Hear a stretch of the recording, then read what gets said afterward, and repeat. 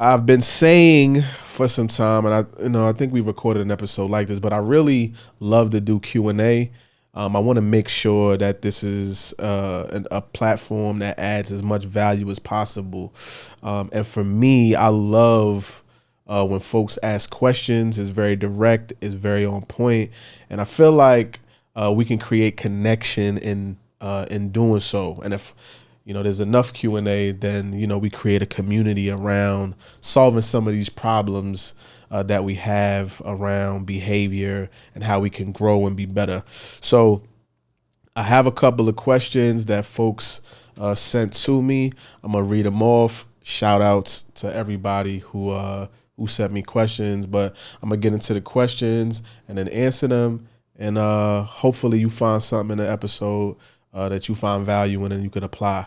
All right, so cool. So the first question, I'm not gonna say who sent it, but the question says, so high D's prefer the quickest way from point A to point B. And if that's true, then why do you often do things the hard way? Air quotes, right? So one, that's a great question. So I'm a 99D. My adaptive is a 95D, so there really isn't much difference, or there isn't much observable difference in my natural and adaptive behavior. Typically, you start to notice a variance or a difference in behavior, with 10 points or more, but high Ds are wired for efficiency, right? So they're wired, how do we get from point A to point B as quickly as possible? Now, when people say the hard way, high Ds are motivated by challenges. So I would say high Ds make up about 9 to 12% of the population. The rest of the population is going to be risk averse, where high Ds thrive off of challenge and thrive off of things of significance, problems of significance. So we're natural problem solvers. So for me, though I do like to be efficient, I do like to move quickly, and I do like to move with rigor and urgency, I also get a sense of, it's almost like my dopamine reward system gets triggered when I see a problem or come across a problem, and I'm going through the process of solving it. And then when I ultimately solve the problem, there's almost like this euphoric feeling, right? So I can understand why folks think on the outside it's doing something the hard way, but it's just the way that a high D is wired. Now, for folks who are high Ds, and I'm speaking to myself as well, I think it's really important to understand that moving quickly is great when you're making the right decision. Just because you're a high D doesn't mean that you make sound decisions. It doesn't mean that you're right. It just means that you prefer and you like to lean into problems, and you like to do so with urgency and rigor. It doesn't make you a good problem solver. It doesn't make you the best decision maker. It doesn't mean that you have to lead or be the boss, right? We're just wired for challenges, which makes us, in my opinion, the most easily manipulated of the bunch. But for me per se, and let me dig a little bit deeper, because I don't just want to give like a I don't know, politically correct or surface answer, but me, right, my lived experience, if I had to analyze that question, I would say that I typically choose the hard way to do something, because subconsciously I have a belief that I need to work and I need to earn something in order for me to receive it. Right.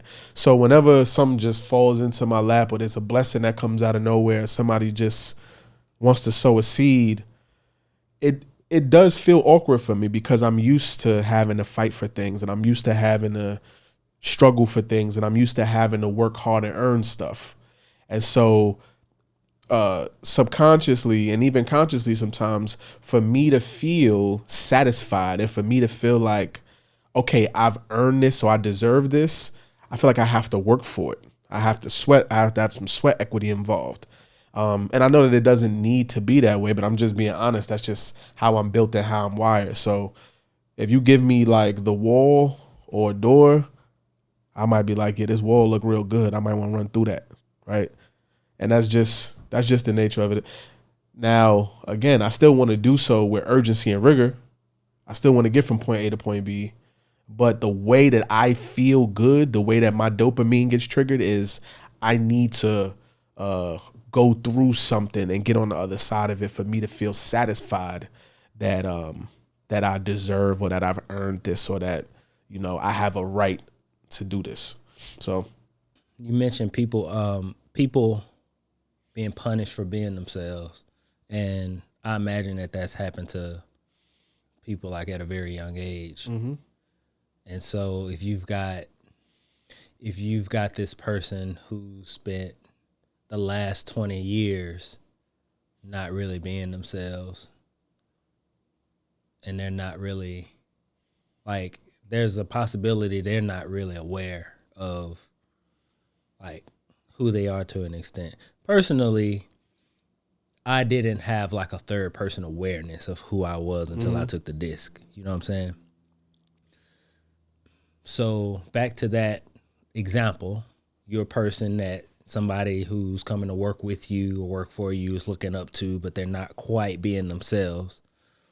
If with them having taken the disc assessment and being aware of what their assessment looks like, how would you propose that person start to understand those characteristics and start to lean in who they are? And let's start with someone who might be like a high D, high C. Yeah, so I think with everything it takes education. So it's informing them, right? So this is, and again, when you take the assessment, we're not telling you who you are. You take the assessment, and it's scientific data. Like, you put the inputs in there, and it gave you this output, and it's explaining your preference, how you're wired, and all of that. So that, you know, sometimes people reject it, like, nah, I'm not this. But once I start having a conversation with them, it's like, oh, well, yeah, right. And now we start to, well, where did you get that from? Or why do you have this feeling about this part of this aspect of you? And so is getting them to understand, like, this is who you are. This is how you excel. This is your superpower, right? Like, there is a game that is designed specifically for each one of us to win. If we're not excelling at that, it's because we're not playing our game. Most of us are not playing our game because of what society says. There's somebody we trying to make proud, or there's somebody we don't want to disappoint, or that somebody told us this is what we should do. We're living a life that's really not ours. Once you are aware and you take ownership of who you are and you are clear, everything changes. So I'm always looking to guide people like, no, this is what you need to stick to. This is where you are untouchable. This is where you excel and you feel more peaceful there. So let's lean into that. And then let's look for other people around us who we could partner with, who we could collaborate with to support us. And those are people that are going to want to support you because they're operating in what they are most gifted at. And once you start to explain it to people and they realize they're not being a burden to somebody, or it isn't going to be, you know, this weird, you know, experience, it's like a weight gets lifted off of them and they start to get excited. And I see this a lot in team dynamics, right? Most people don't know where they add value or how they can add value. So most people are like, well, why am I here? What am I doing? They feel less than, or they feel like they're a waste. But if we're on a team and I say, hey, this is where I'm strong, so this is where I'm going to lead, and this is where I struggle, now we can start to pair people, because if you're strong where I'm weak, you can automatically elevate me without me having to ask for it. And you'll do it gladly because it makes you feel good to be useful. And so on a team, just in general, people excel when they have clarity and when they have confidence.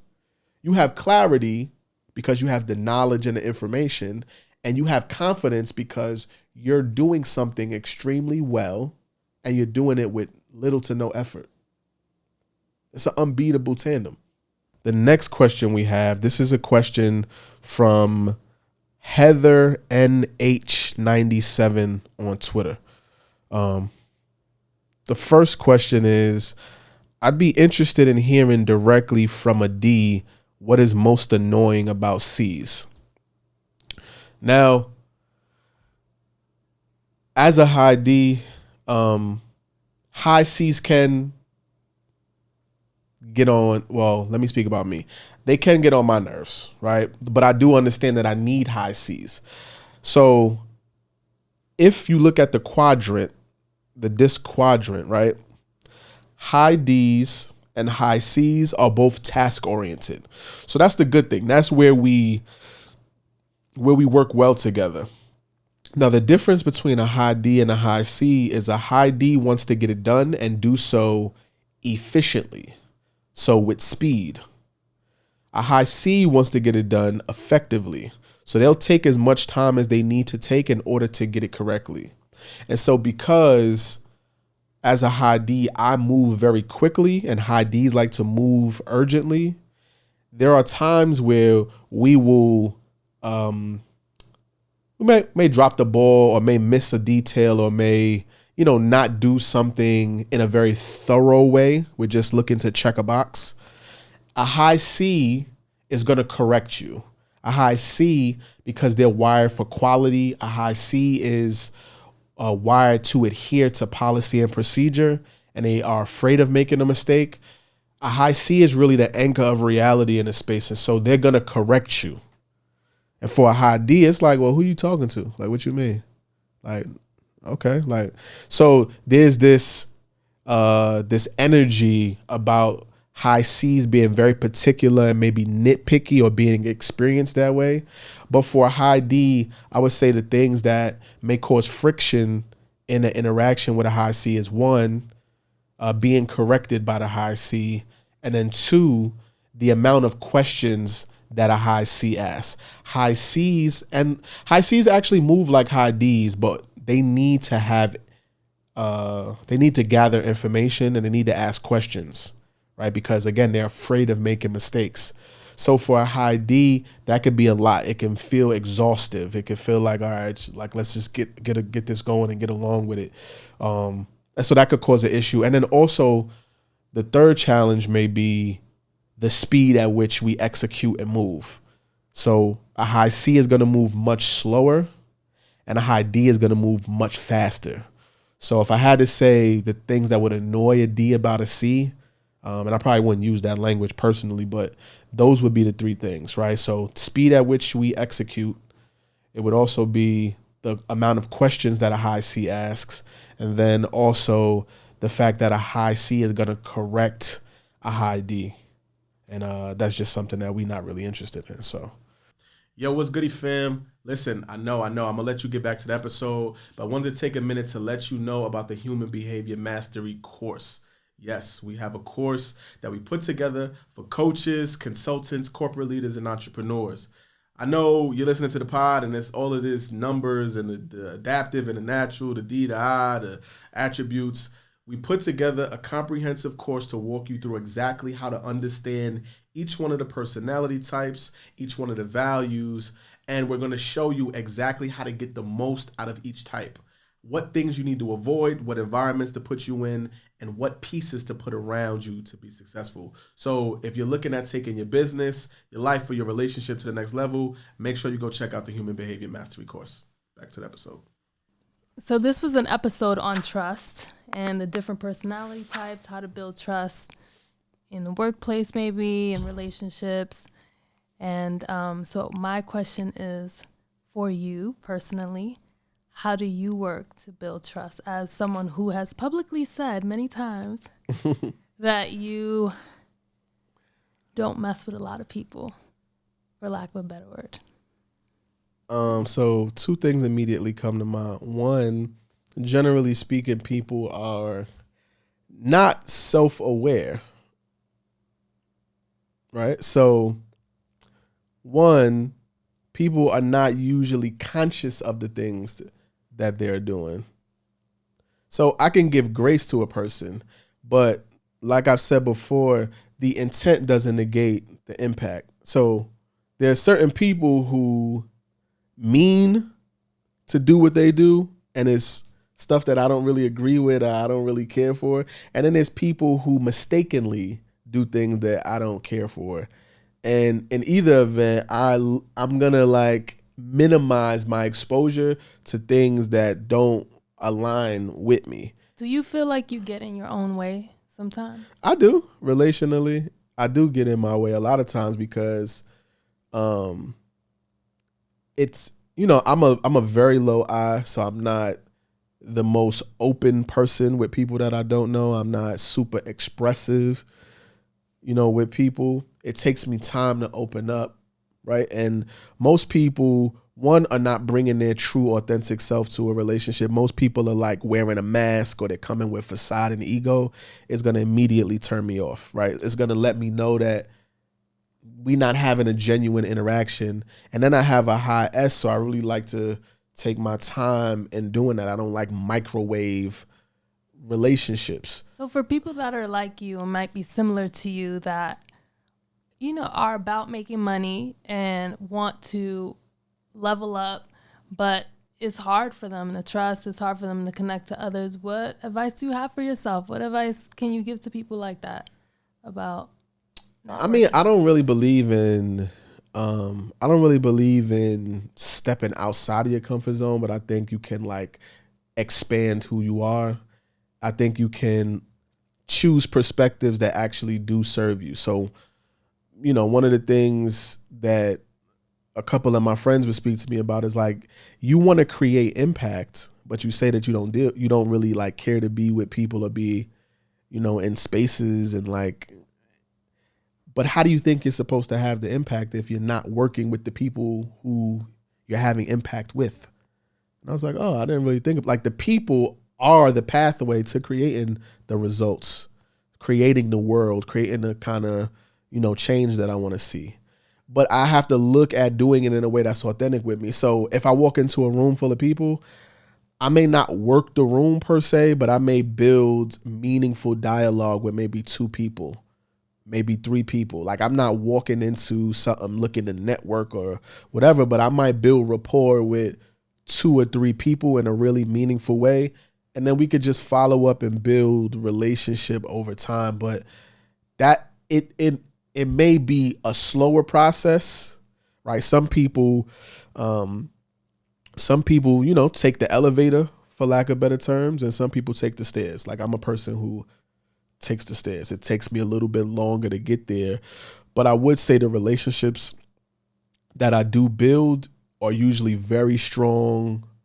They stand the test of time. They weather the storms. And I'm comfortable with that. Like I'm good with that. And I get to explore opportunities to create more relationships like that. So putting myself in spaces where I can connect with new people more often. But it's a work in progress. Well, I'm a work in progress rather. What would you say to a person who they just took the DISC assessment, they read their profile, now they feeling like an expert? Everybody that they see or meet, they think they can like peg what their profile is just off of a simple conversation, and they start like actually what they do, the decisions that they make regarding that person is influenced by what they think they are on the DISC. Yeah. And again, take your time, because it takes a lot of time to develop, mastery of this, right? For me, when I took the assessment, I studied my assessment every single day for 2 years before I ever looked to try to work with somebody or, coach them or do anything like that. Like I really got in tune. And one of the things that you start to develop is pattern recognition, right? So behavior, like the difference between behavior and a habit, behavior is something that happens in isolation. It's a single instance. It's 9 times out of 10 a reaction to something. A habit is a system. It's something that happens automatically on a subconscious level without you really having to do much.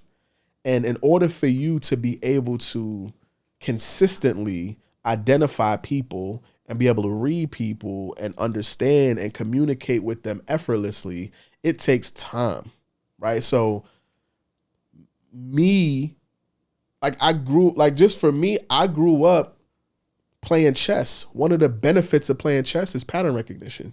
You read a board, so I already have that skill, and then I just applied it to the charts. So 9 times out of I don't even look through the assessment anymore. I just look at the chart and it just clicks because I've 10,000 hours. I've probably gone through 10,000 plus assessments at this point. It just clicks. But for somebody who's just doing it, I would say take some time to study yourself. And once you come to those moments, those aha moments through discovery, one of my favorite things is just to remain in the question. Just ask yourself why or where this comes from or where was the first time I thought this thought and why did I think that? Once you start to be able to unpack that for yourself, now you'll be able to guide somebody else through and guide them through the journey of discovery to understanding themselves. And in doing that now, when you start to interact with other people, instead of projecting, you'll start asking questions. Well, hey, how do you feel about this? Or why does that make you feel that way? And your relationships will just naturally start to get better. But you will also get better at being able to understand, read people, engage people. You'll be emotionally intelligent. Another question from Heather NH97 at Twitter, on Twitter rather. Is there specific advice or tips for a high C to flex their D muscles? Now, let me say this as a high D. It may sound really like cool or attractive to like, I hear people all the time like, oh, like I want to get my D up or how do I rate? And it's like, nah, that's not how that works. One, high doesn't mean good and low doesn't mean bad, right? And it's really important that you understand exactly who you are and who you're not, because then it allows us to make decisions for you that serve you and allow you to execute more flawlessly. So as a high C, you're not really going to move like a high D. We're built differently. Now, we're both task oriented. That's cool. But if you want to be more decisive, right? Because I think that the things that attract people to high Ds is one, they're very decisive. And that decisiveness is a reflection of, was a byproduct of being confident. So people are attracted to confidence. And high Cs, because they're afraid of judgment and making mistakes, they can be on the fearful side. And so they can find attractive the fact that high Ds are like, all right, well, what's up? Like being confident and being really self-assured. The way you can be more decisive is to give yourself a deadline, right? Because as a high C, you're a perfectionist and you really want to make sure things are exact and precise. You'll take a really long time to actually execute. Now, when you do, it's going to be done in excellence, but it just may not be in a particular time frame that it needs to, if it's an urgent matter. So, because of things, there's Parkinson's law, right? So a person will use whatever time allotted to them to actually execute a task. So if I give you 3 months, you'll take 3 months. If I gave you 3 weeks, you'll take 3 weeks. If I gave you 3 days, you'll do it in 3 days. So I think putting a deadline in place would work really, really well to help a high C feel more decisive. And then being able to be decisive and getting feedback and being able to improve the work that you're going to do over and over again is going to allow you to build up a confidence in yourself. And really, once C's have all of their questions answered and they gathered all their information, they kind of move like D's anyway. You can't really tell them anything. So if I had any advice, that would be it, is to put a deadline in place to support you in being more decisive instead of questioning and overthinking. And that'd be the way to flex whatever D muscle you have. Break down the, can you give like a basic, because we know it gets deep, but can you give like a basic framework for breaking down an assessment?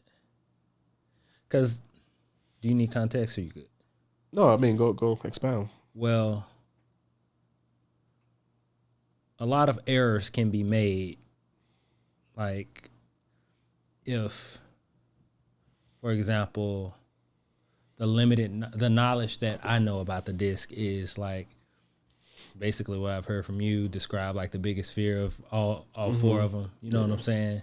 But then it starts getting interesting, especially when you meet people who have both or have like three things that are high. And so it's like and then like just the actual chart itself doesn't describe everything. So like the chart itself might describe how likely they are to behave, but then there's other pieces of it that explain why and that explain, you know what I'm saying? So how do you break down? So the way that I look at an assessment, right? So I'm also understanding that there are the three parts. There's DISC, there's values and attributes, and they all speak to different things. DISC answers how questions. How does this person prefer to behave? That's observable behavior on, outside looking in. Values answers why questions, the inside. Why is this person behaving that way? What's motivating them on the inside? Attributes speaks to what is this person naturally gifted at? In what order do they process information? If I'm just looking at DISC, right, then there's a couple of things to understand. One, you have to understand that everybody has a unique blend of all four quadrants. And I think that's the beautiful thing. It's like as unique as a fingerprint. Everybody has a unique blend, whether it's in the natural or the adaptive, but everybody's blend is their own. Now you have people who are what I would call pure in a dominant area, right? So they're a pure D or a pure I or a pure S or a pure C, meaning like they're only dominant in that one quadrant and the rest are sort of just midline or low, right? Then you have people who have multiple dominant areas or multiple high areas, right? Maybe a high D and a high I, or some people have high D, high I, high S, but I can always tell when there's one that is their go-to and they're dominant because it'll be consistent in their natural and adaptive. It'll mirror each other almost. That's how I know, okay, this is really your preference. You're most consistent here. But again, everybody has a unique blend. And then you have people who have what I like to call like unicorn profiles, right? So myself, I'm a high D, but I also have a high S. And if, I can't really show it here, but the D and the S are juxtaposed to each other because they're opposites. So I'm a 99D, but I also have a 70 S. Dave is another person who has a unicorn profile. He's a high I, 99I with a high C. You usually don't get those two things in the same person. And so it gives you this really like unique, hence the unicorn profile term, in one person, right? It's a mix that you don't see very much. And then I will start to look at I will look at each quadrant in isolation, and then I start to look at each quadrant and how it relates to the other quadrants. And then I look at it in totality, and I look at what story's being told to me through this chart. I look at, like you said, each personality type has a a dominant emotion attached to it. Each one has a dominant fear. Each one has a dominant motivator. I look at all of those different things. And again, because I've looked at so many assessments, it just clicks. But there is a sequence and a process that I go through in my mind, but it just happens instantaneously at this point. Is there anything to say about a person who's adaptive is directly inverse to their natural, or is that even possible? Yeah, so there are people who have, let's say, a high I, and then their I and their adaptive drops all the way down, right? And then there are people who have a really low I and their I adapts all the way up.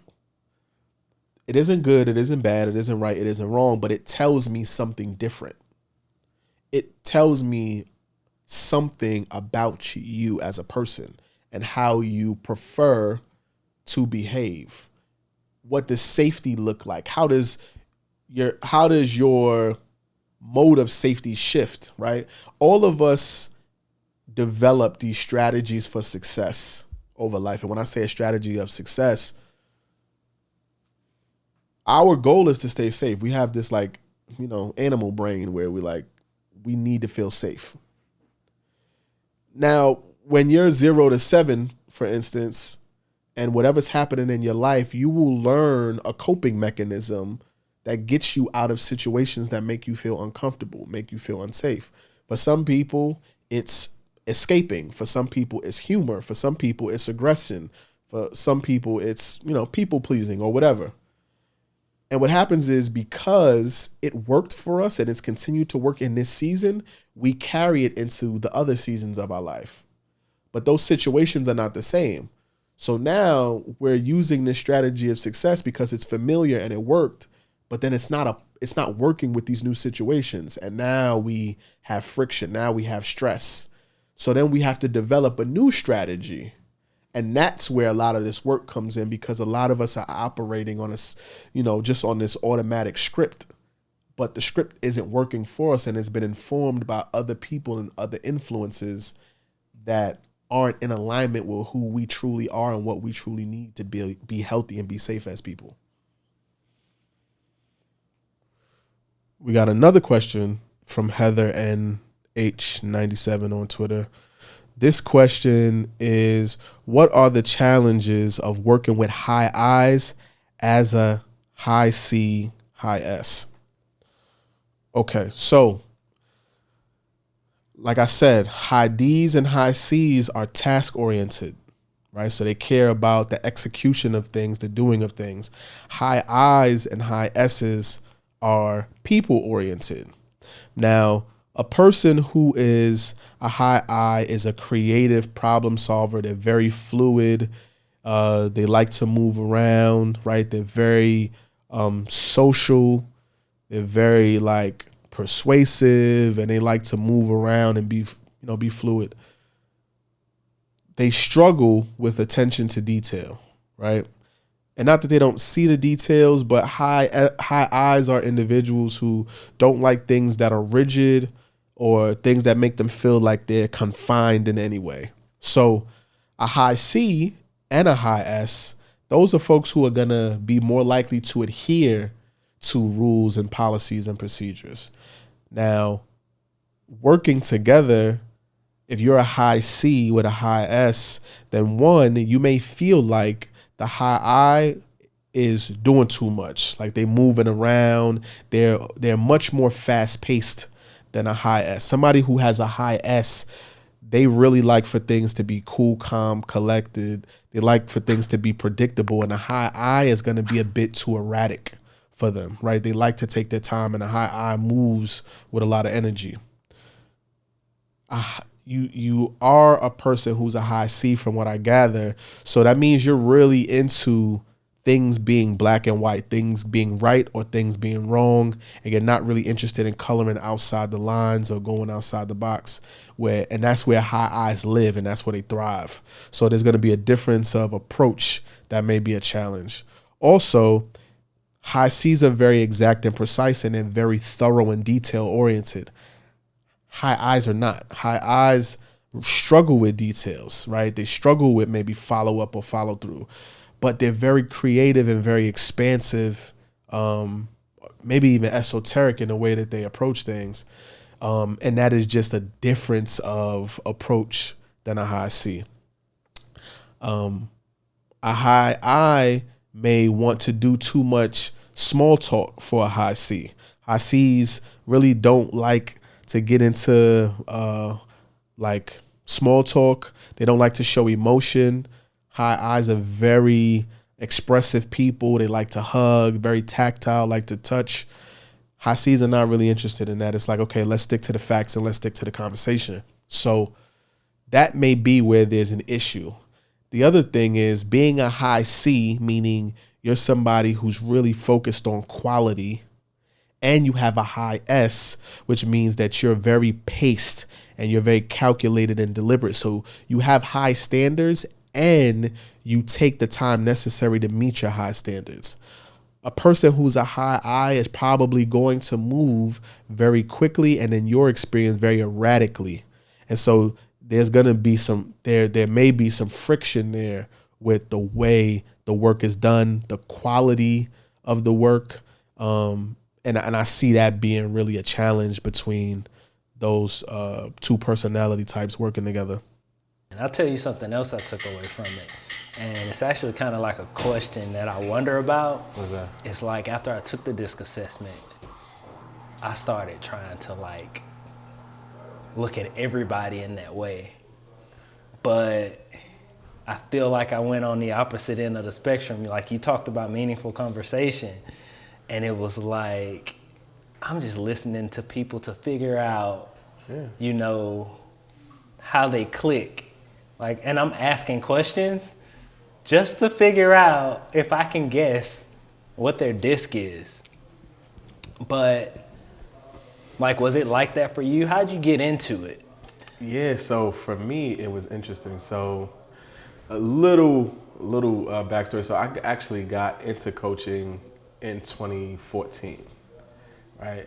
I went through some training. I went through the training first and then trained on the opposite end. So it was really interesting to experience it firsthand, because if I've not done it before, then I don't know what the person sitting in the seat across from me is experiencing. So I went through the experience first and then started training. And then from there, I went through training, I would say, for probably about a year, maybe a year or two. And I actually got my first like one-on-one client, because these were group settings that I was doing trainings in. I got my first one-on-one client, I want to say 2016, and I've been coaching since. Now, as it relates to DISC, right? That started in 2017. God rest his dad, Chris Daniels, he did my DISC assessment with me. Now, I had heard of it before, but not really did anything with it. But Chris did my assessment with me. And I'm a 99D and Chris was a D. And so it was so interesting to have somebody who mirrored my actual style. Like, I saw myself, I felt myself. And it was almost like your more mature self speaking to you in this moment about what you needed to do to evolve. And from there, that was 2017, and I studied my assessment. I studied myself every day for 2 years before I ever worked with anybody around the assessment. So people look and they're like, yo, man, how do you see that stuff? And how do you just know?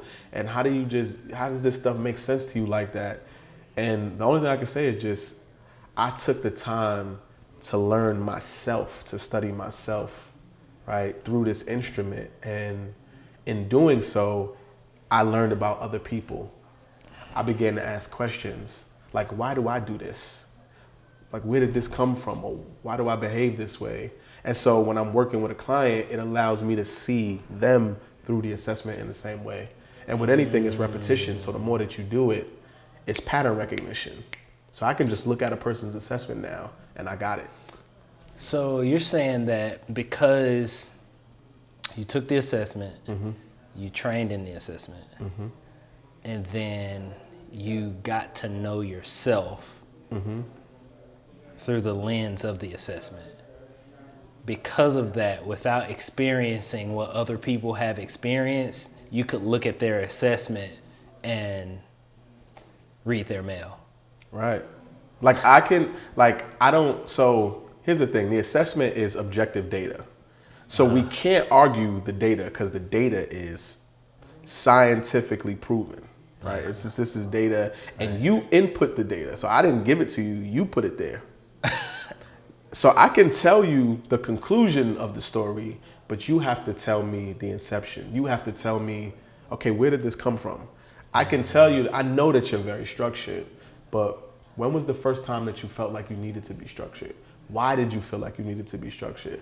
And you have to fill in the gap of your lived experience. Gotcha. The lived experience then ties to the data, and now you know. Now I know everything makes sense. So it's just a matter of asking questions.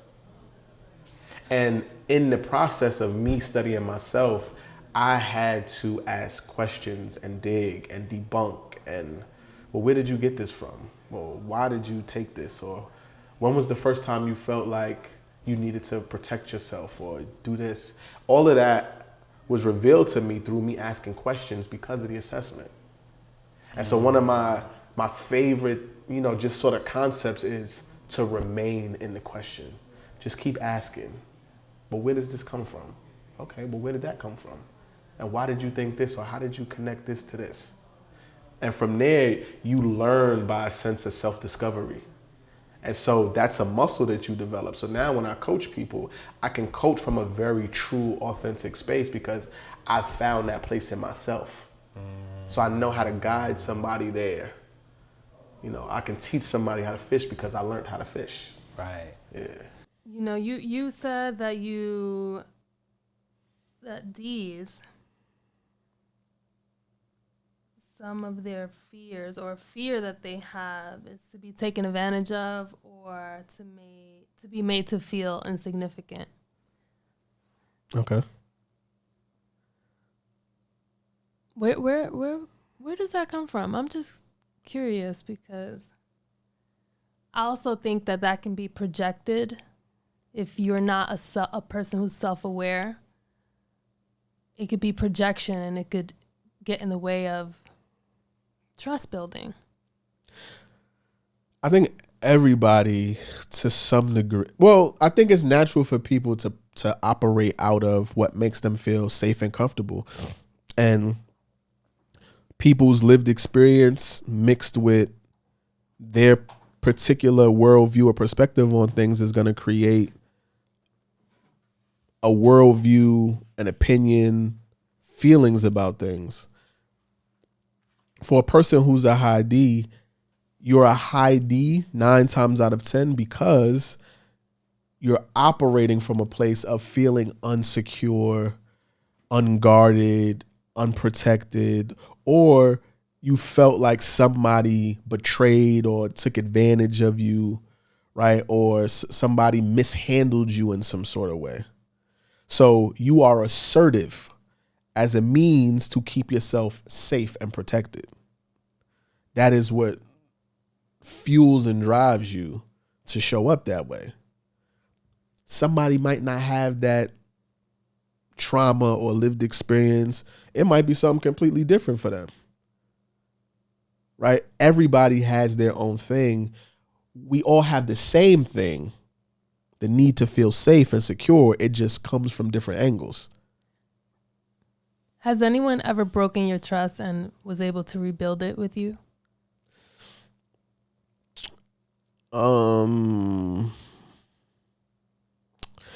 People have broken my trust.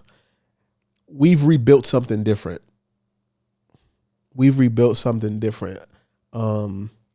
I forgive people, but I can't forget what happened. Right? So can you give us a spicy story about that? I don't know what that sounds salacious. I don't know. No, but like here's my thing. The reality is like people talk about, oh, you hold grudges. It's like, no, I'm not holding a grudge.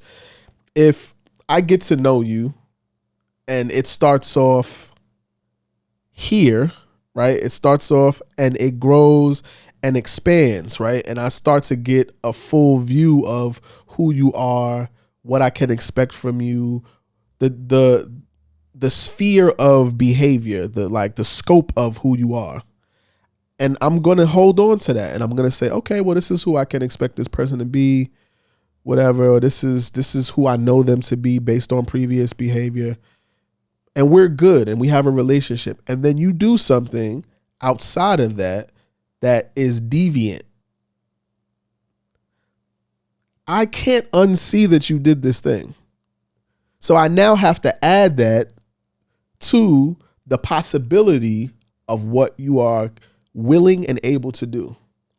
And I think that people expect for you to be able to just discard that one thing.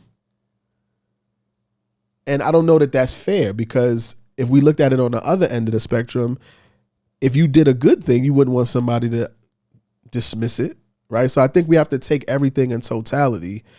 And, for some people, again, I said, like, I might not be naive to what you'll do the next time. I might be like, okay, well, it's possible that you do this, so I can forgive you, but it does in some way shift and change the nature of how we may deal with each other, or how we may relate to each other. So in what ways could you, like, is there a situation, I'll just tell you for myself, Right. I imagine that that if I want another DP or cinematographer, Right. I'm looking for someone that's like me, to be that person, to do the shooting, to like do the operational part of what I do. Right. I feel like I need to find another person like that. Do you agree with that, or do you think so? Or If you plan on operating in the business, I wouldn't do that. okay, If you plan on removing yourself, you can duplicate yourself. replace yourself with If you want to replace yourself, that's fine. Okay, But if you're still planning on shooting and you make somebody else, you hire somebody else that's like you, yeah, it's like, for what? If anything, you want to hire somebody who's the opposite, because they bring different things to the table. So for me, like, I know I'm very introverted and reserved. I'm a low I. So I surround myself with people who are high I's, because they're going to bring energy. They're going to be smiling. I've been told I don't necessarily look approachable, because I'm usually just like, to myself. yeah, Right? But somebody who's going to greet you with a smile. So sometimes it's situational. You wouldn't hire a high D for customer service, because they're going to offend people most of the time, because the high D cares about reaching the numbers. right. A high I cares about making sure people feel good. And that's a big part of customer service. Now, if it's a sales rep, you want the sales rep to hit their quota. They need to be a high D most of the time. Okay. Right? So, and there's no right or wrong. What I usually tell people is, what type of person do you want? Because remember, again, fit. What type of person are you looking for? We can hire a cinematographer that's a high D. We can hire one that's a high I, one that's a high S, and one that's a high C. They're all gonna do the job, but they're gonna do it in different ways. Right. They're gonna do it in different ways. So do you want somebody who's gonna capture all of the shots on the checklist? Yes. But now things are out of, the balance is off, it's too much white, like stuff is off, right? That's a high D, right? They're gonna get you, they're gonna check all the boxes, but it might not be exactly the way you want it. A high I is gonna be talking to the person too much and may forget, right? Because the person's gonna give them a raving review, right, because the relationship is there, but you're gonna get it back and be like, you missed this shot and this shot and this shot. And it was like, yeah, well, I was talking to, the high S is gonna take a lot of time to do it. They may not move at the pace you need them to. They're gonna make sure it gets done, but it's gonna take them more time. And the high C is going to not only get it done, they're going to get it done right. Very meticulous. They're paying attention to every detail, right? But what they may not pay attention to is the relational aspect. Right. Having conversation with a person, like the vibe, what's the energy? You playing music, what's the ambiance? What's the, right? Like, so again, with every gift, there's a blind spot. Right. And when you know that, you know to get one person from every facet because it completes the environment. It completes the team. So you want to have a high D, but you want to have them in the right spot. I always equate it to this. Making somebody fit in a culture that they don't fit into is like going to, like trying to go sit in a car and you're trying to squeeze in. Or, you know, like I'm from New York City, so getting on a train and it's packed and I'm trying to squeeze into a seat. Yeah. It's uncomfortable. Like I got a person here and here. I'm trying to like adjust myself to get in a seat. All right. It's different when you go home for Thanksgiving though. And everybody embraces you. Hey, how's it going? Da, da, da, da. What do you need? Like what? Right. No, you, right? And there's family to support. Oh, we know him. He ain't gonna do that. Or don't let her cook that. She don't. Right? Right. The team is embracing you for who you are. The culture is inviting, is warm, versus just fit into this peg. And so when you put a person in a role, as opposed to making the role revolve around the person, you set them up for failure.